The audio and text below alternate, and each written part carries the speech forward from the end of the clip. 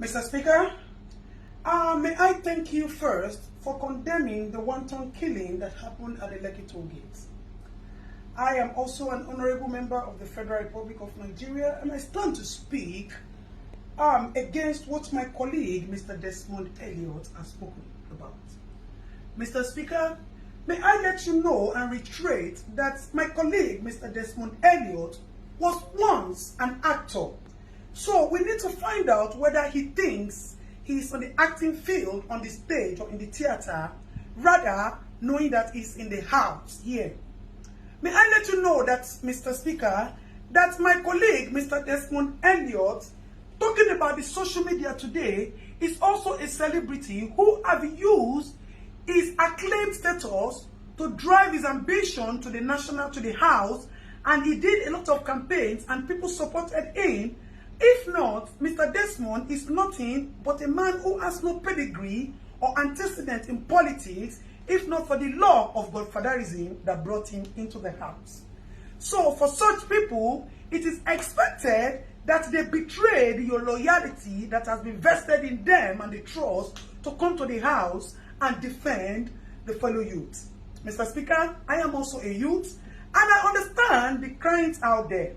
My colleague is talking and talking and talking and showing all Superman power as if he just got a major role. Sir, this is reality and not acting that we are facing here. Mr. Speaker, my colleague spoke about celebrities and actors. May I let you know that these people or this social media that my colleague is talking about is the new judiciary system of the Federal Republic of Nigeria.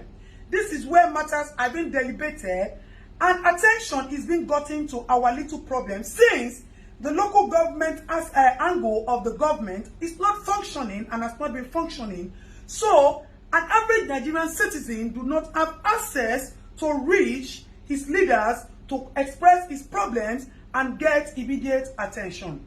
Mr. Speaker, like my colleague said, in the next 5 years, if we continue to look at Nigeria, there will be no Nigeria today, because you politicians would have looted all the funds in the system, and the children will have nothing. And we will not wait until the next 5 years for us to speak out. That is why we are running the era of Sorosoke.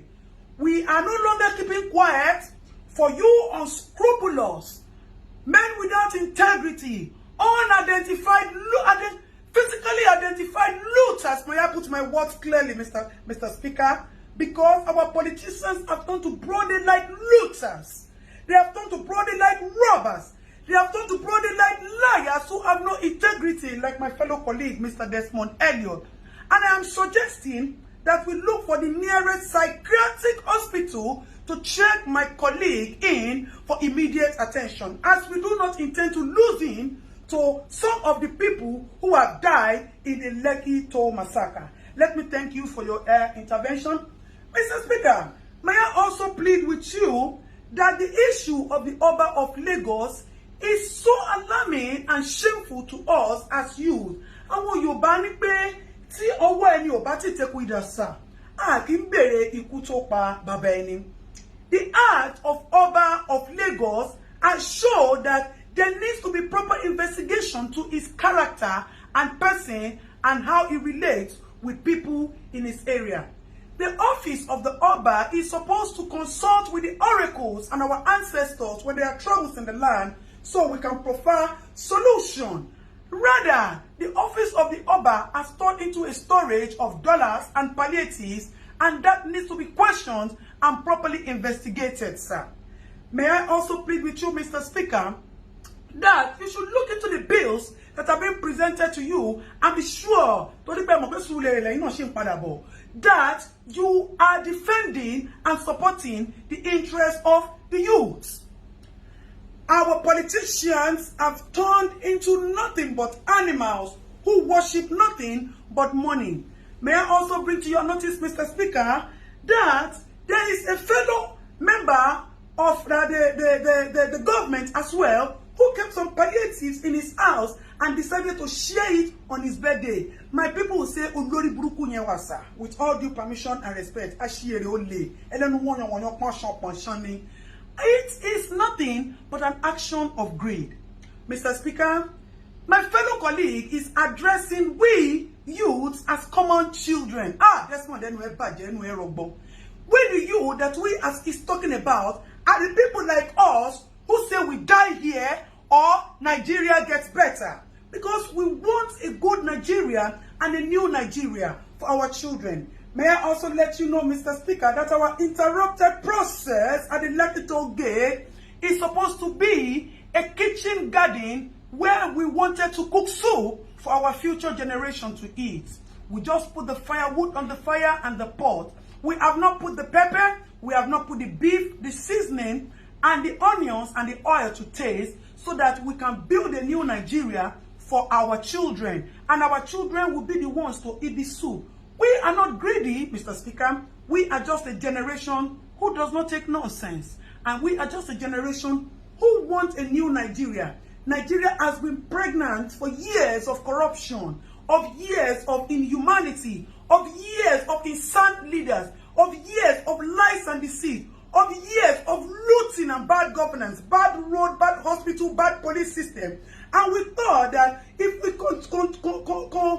conduct a cesarean section for this pregnancy, we'll be able to bring out all these and give birth to a new Nigeria.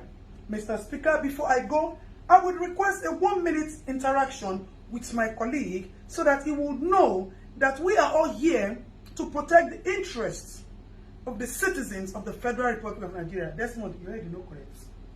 If nobody say that they do you for a dream, they talk about social media for you. You think say we no go here.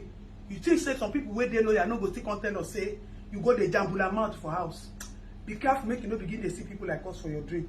Make you dey very, very careful. Meanwhile, me and you will go sit down for Suliri. Make I face, make I tell you, not the way if you do me. But Dabi Amila, Oga, na my baboko. So you know go there, anything will happen to me. You see, say confidence me poko. Mr. Speaker, thank you very much, sir, for your little 1-minute time. Mr. Speaker, before I go, I would want to plead with you not to sign, to use your good office, not to sign any bill that is against the interest and the benefit of the public. May I also let you know that we seek justice for the people who have been killed. Mr. Speaker, I know that your office still has some powers to do some things because as it is, our governor too looks like he's not okay. He is mentally disabled because today he will say A, tomorrow he will say B. And as my fellow colleague who is not here today said, Papa, he said they have removed the engine, they put B2 tomorrow, and they put DAF next tomorrow. So the engine of our federal governor is not properly okay and also needs to be checked so that we can know the truth of who ordered the massacre killing, why he ordered the massacre killing in Lekki, as there was no iota of crime recorded in the case of Lekki. Mr. Speaker, with all due loyalty and respect, I would appreciate if quick intervention is quickly given to our governor, Governor Sanwo-Olu, as that man is not okay. And we can advise him that he should step down since he has admitted that he committed the mistake and the blunder. Mr. Speaker, thank you very much for giving me the audience. We appreciate your office and we pray that you distinguish yourself from all of that, even though you also have your own past antecedents, which you have been forgiven because of the love of the little that you have been doing in the recent times to us. You have come to realize that government is for benefiting the people. And if you retire yourself, na Surulere they come. So if you don't do well, you wait till your eyes see for Surulere afterward. Last. Mr. Speaker, may I please appeal with you to help me tell my fellow colleague, Mr. Desmond Elliott, that all those washing basins he put in Lekki and he's using it for us to wash our hands due to COVID, he should come and pack it. If that is what he has done, that is making him to be jambula, talking jambula mouth, rough handing his mouth, he should come and take it because as it is, we are suspecting that there is no COVID. The government only used COVID to cash out on us. That is why they have not shared. Mr. Speaker, may I also plead with you that you should use your honorable office to help us bring to justice. I need to ask this question, Mr. Speaker. I put it forward to you, sir. Who is supposed to be prosecuted? The people who kept the palliative without sharing it to the rightful owners, or the people who looted the palliative warehouses and took food that are supposed to be your fundamental human rights, sir. You see, when we say that there's injustice in the land, that is why we will not stop at using the social media to push for all the attention, all the justice that we need to get. Mr. Speaker, thank you for the time out. May I further reiterate that Mr. Desmond Elliot, according to Davido, one of the youth, has said that all the memories, the fake memories of acting that you brought to us, we have forgotten about it and you have been jeopardized with this single act of yours. So if you would tell Mr. Desmond Elliot to please check himself into the nearest psychiatric hospital, it will be very good, sir. I remain your Honorable Adetong, who stands for nothing but justice for the common man, as I am a common man and a citizen of the Federal Republic of Nigeria. So help me God, sir.